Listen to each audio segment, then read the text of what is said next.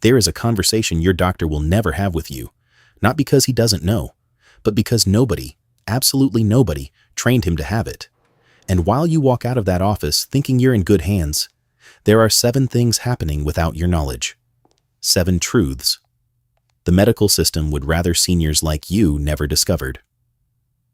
Before your next appointment, watch this video all the way through.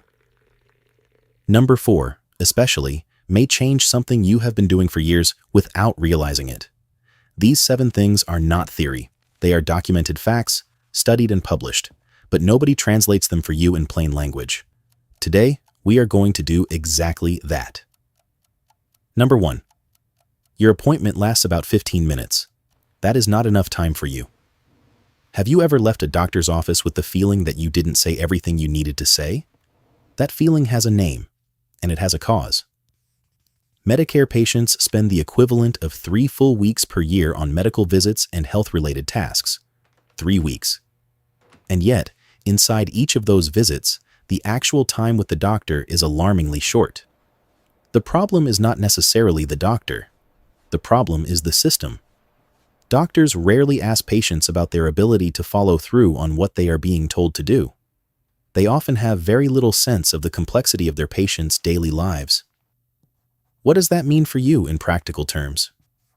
It means you need to arrive prepared. With a list. With your questions written down. With your symptoms on paper.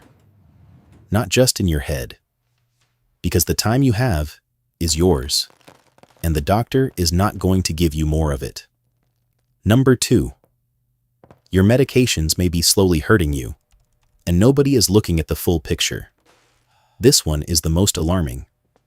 Medication-related problems are estimated to be one of the top 5 causes of death in people 65 and older. One of the top 5 causes of death, and a leading cause of confusion, depression, falls, disability, and loss of independence. Read that again. 1 in 3 seniors who take 5 or more medications will have at least one serious adverse reaction every single year. And 2 out of 3 of those people will need medical attention because of it. But here is what your doctor doesn't say. When you see a different specialist, that specialist rarely checks your complete medication list. Every doctor prescribes within their own area. And nobody, often literally nobody, is looking at the whole picture. What can you do? Bring a written list of every single medication to every appointment. Everyone, including vitamins, supplements, and anything you buy over the counter. That simple list could save your life. Number 3. You have the right to ask for a second opinion, and your doctor will never tell you that. Here is something no receptionist, no nurse, no doctor will tell you on your way out. You can disagree. You can question. You can say, politely and firmly, that you would like to hear another opinion before making a decision. That is not disrespect. That is your fundamental right as a patient. The medical system still tends to treat older patients as a homogeneous group, fragile, without an active voice in their own health decisions. But you are not fragile. You have decades of experience with your own body. When a doctor recommends surgery, a new medication, or any procedure that isn't completely clear to you, take your time, do your research, consult another professional. Second opinions save lives, and nobody is going to offer you that option. You have to ask for it. Number 4. Medical ageism is real, and it may be affecting your diagnosis right now. This is the one we mentioned at the beginning, and it is the hardest to hear. Research has found that assumptions about older people being one big, frail, helpless group can lead to serious problems in the care they receive. There is a name for this: medical ageism. Without a major change in the values, training, and attitudes of the mainstream healthcare community, more and more people will be harmed when they seek care as they get older. In practice, this means that some of your symptoms may be dismissed as just getting older. Pain may be minimized. Complaints may be ignored. If you feel like you're being brushed off inside the doctor's office, trust that feeling. You have the right to be taken seriously, to be fully heard, to have your symptoms investigated, not normalized. Push back, ask questions, and if necessary, find a different doctor. Your body deserves full attention, not a discount because of your age. Number 5.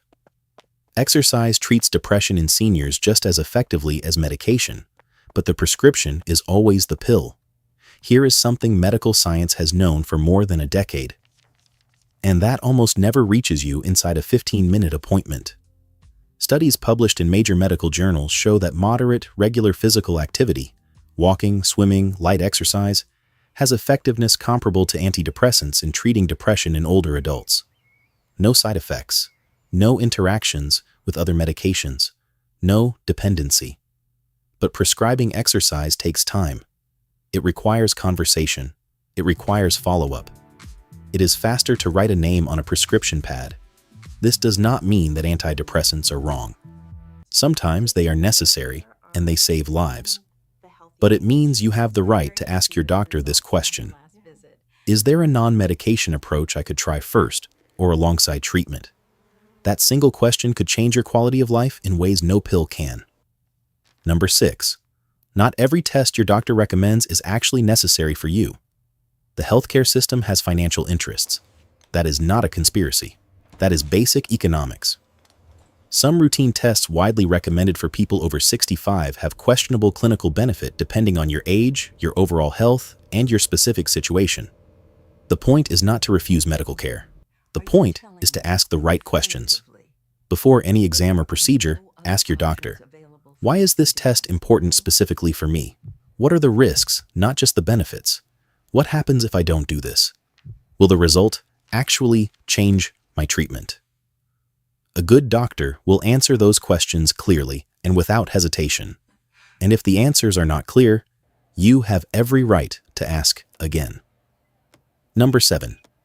You may be paying out of pocket for things your coverage should be handling, and nobody is telling you. This last point is about money, and it may be the most immediate one. Many seniors pay out of pocket for medications, tests, and procedures that their insurance plans or government benefits should be covering, not because coverage was denied, but because nobody asked. Hospital social workers, pharmacists, and government assistance programs for seniors exist specifically to help you navigate this system. But the doctor in the exam room rarely mentions these resources. Before paying for any medication or procedure, ask explicitly, is there an assistance program, coverage option, or benefit I may be entitled to that could help with this cost? That simple question has already saved hundreds, sometimes thousands of dollars for seniors who simply didn't know they were allowed to ask. The medical system is not your enemy. Doctors, for the most part, genuinely want to help, but the system they work inside has real limitations in time, in training, in financial incentives that sometimes mean the most important information never reaches you. Today, you learned 7 of those things. Bring a medication list to every appointment. Ask questions. All of your questions. Request a second opinion when something isn't clear.